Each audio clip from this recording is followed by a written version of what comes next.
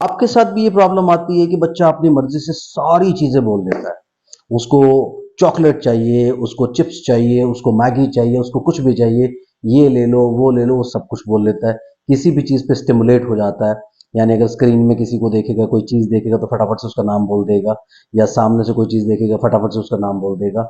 But problem कहाँ आती है, मैं जब सुबह से अपने क्लाइंट्स को ऑनलाइन अटेंड करना शुरू करता हूँ, शाम तक मुझे कई सारे केसेस में देखने को मिलता है, ये सुनने को मिलता है कि अपनी मर्जी से सारे काम कर लेता है, सब कुछ जानता है, सब कुछ बोल लेता है।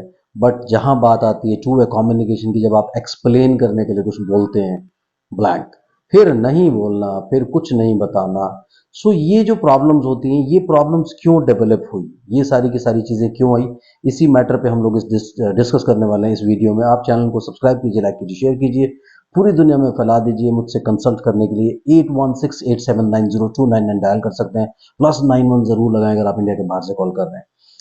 हम लोग बात करने वाले हैं, टॉपिक मैंने आपको ऑलरेडी बता दिया है कि बच्चे अपने आप सब कुछ बोलते हैं, नीड बेस्ड कम्युनिकेशन कर लेते हैं, टू वे कम्युनिकेशन नहीं करते, ये क्यों हुआ। आप अगर टॉपिक आपको पसंद आ गया, लाइक का बटन अभी दबा दीजिए, क्योंकि नॉर्मली वीडियो देख के निकल जाते हैं, लाइक नहीं दबा पाते। और कमेंट जरूर कीजिए, अगर आपका कमेंट एक्सक्लूसिव होता है, फ्री कंसल्ट करने का मौका भी आपको मिल जाता है। कमेंट जरूर करें, आपके मन में, आपके जहन में कहीं पे कोई बात है, कुछ आपको लगता है कि मुझे लिखना है या मुझे कुछ पूछना है, जरूर कमेंट करें। हो सकता है आपको वीडियो मिल जाए आपके टॉपिक पर, क्योंकि आजकल इतने सारे वीडियोस, मैंने सारे टॉपिक्स कवर कर लिए उसमें। तो अब जब तक आप टॉपिक सजेस्ट नहीं करते हैं, तब तक वीडियो नहीं बन पाता है। नहीं तो आपसे बात करते करते कोई चीज मन में आ जाती है तो वीडियो बन जाता है। तो बात कर रहे हैं कि स्पीच का ऐसा डेवलपमेंट क्यों हुआ। बेसिकली ये तब होता है, जैसे आप क्या होता है, नॉर्मली स्टार्टिंग से बच्चे को अटेंड नहीं करते हैं और बिना प्रोफेशनल की कंसल्टेशन के जोर लगाना शुरू कर देते हैं। आजकल यूट्यूब पे इतना लिटरेचर अवेलेबल है, इवन कई सारे ऐसे पेरेंट्स हैं, मदर्स हैं, वो भी वीडियोस डाल रहे हैं। अब उनके बच्चे की प्रॉब्लम कुछ और थी, आपके बच्चे की प्रॉब्लम कुछ और है, उनका भी सब कुछ चल रहा है। उसकी वजह से क्या हो रहा है कि इतना इंफॉर्मेशन अवेलेबल है नेट के ऊपर कि आपको समझ में ही नहीं आता कि क्या फॉलो करें। उसकी वजह से क्या होता है कि आप एक्टिविटीज देख देख के प्रैक्टिस करवाना शुरू कर देते हो। उसमें काफी सारे वीडियोस होते हैं, 5 स्पीच थेरेपी टिप्स जो आपके बच्चे के स्पीच को नॉर्मल कर देंगी, 10 स्पीच थेरेपी टिप्स, आज ही आपका बच्चा बिल्कुल ठीक हो जाएगा। तो ये जब चीजें आपको मिलती हैं, आप बड़ा कन्विंस होकर के उन सब चीजों को फॉलो करते हो, उससे क्या होता है कि सुपरफिशियल स्पीच डेवलपमेंट होता है, कॉन्क्रीट स्पीच डेवलपमेंट नहीं होता। सुपरफिशियल का मतलब क्या होता है, जो दिखता है बाहर से। कॉन्क्रीट का मतलब क्या होता है, जो एक्चुअली मजबूत होता है। यानी एक बिल्डिंग आपने खड़ी करी, बिना फाउंडेशन के आपने बिल्डिंग खड़ी कर दी। और एक बिल्डिंग होती है, आपने बहुत अच्छा फाउंडेशन बना करके खड़ी की, उसमें आपने पूरा अर्थक्वेक रेजिस्टेंस, कुछ सरिये वरिये लगाए, सब चीजें की, ये अर्थक्वेक भी आ जाए तो इस बिल्डिंग का कुछ बिगड़ने वाला नहीं है।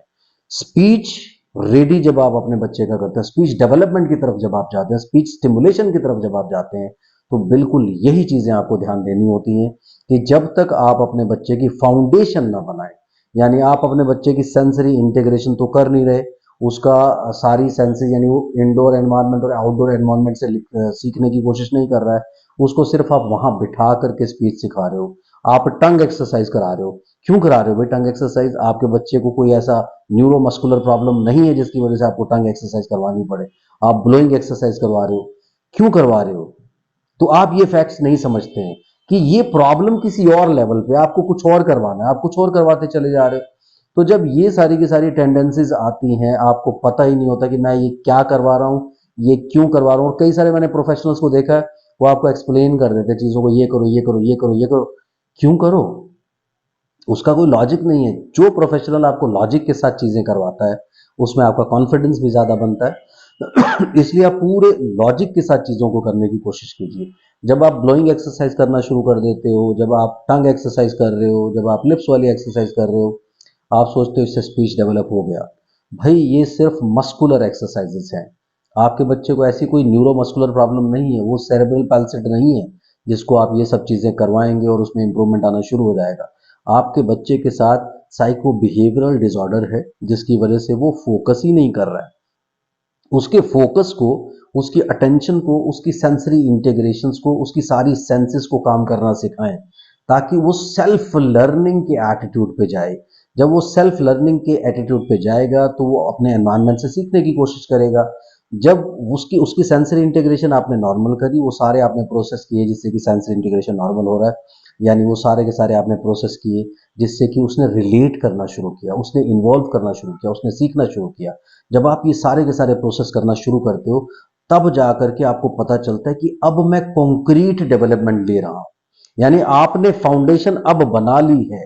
सो याद रखिए कि जब तक फाउंडेशन के बगैर आप स्पीच डेवलप करने की कोशिशें करते रहोगे और स्पीच डेवलप कर भी लोगे, तब भी आपका कुछ इसमें फायदा नहीं होगा। रादर आप क्या करोगे, जैसे हम कहते हैं ना कि भाई अब सुनीता विलियम्स को तो हमें स्पेस से अर्थ पे लाना था, अब अगर उसे स्पेस से एक ऑर्बिट से दूसरे ऑर्बिट में हम लेकर के चले जाते हैं तो फायदा तो कुछ नहीं हुआ। इसलिए बेटर क्या होता है कि आप कोशिश ये करें कि अपने बच्चे को नॉर्मल करने की कोशिश करो। नॉर्मल कैसे होगा, जब उसकी सेंसरी इंटीग्रेशन यानी उसकी फाउंडेशन सेट होगी वो वापस एनवायरनमेंट से रिलेट करना शुरू करेगा। क्योंकि रिग्रेशन क्या होता है, रिग्रेशन ये होता है कि उसने सीखना शुरू किया 1 साल 1.5 साल 2 साल की उम्र तक, फिर वापस उसने रिग्रेस कर लिया। अब वो रिग्रेस कई सारी वजहों से कर सकता है। रिग्रेशन का मतलब ये हो कि उसकी जो डेवलपमेंट चल रही थी, आपने देखा होगा ना, एक बच्चा होता है जो बिल्कुल ठीक होता है, 1 साल की उम्र में उसने चलना सीख लिया, उस 1 साल पे अचानक से वो बीमार हो गया, उसे हॉस्पिटलाइज होना पड़ा, 5 दिन 7 दिन 10 दिन 15 दिन के लिए वो हॉस्पिटलाइज रहा। उसके बाद जब वो वापस आता है तो वो चलना भूल जाता है, उसे फिर नए सिरे से चलना सिखाना पड़ता है।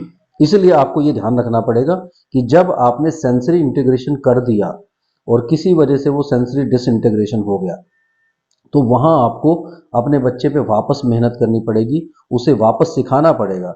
इसलिए फाउंडेशंस के साथ चलिए, फाउंडेशन बना करके चलिए। जब फाउंडेशन के साथ चलेंगे तो आपके बच्चे में एक्चुअल इंप्रूवमेंट होगा, कॉन्क्रीट इंप्रूवमेंट होगा। Thank you very much.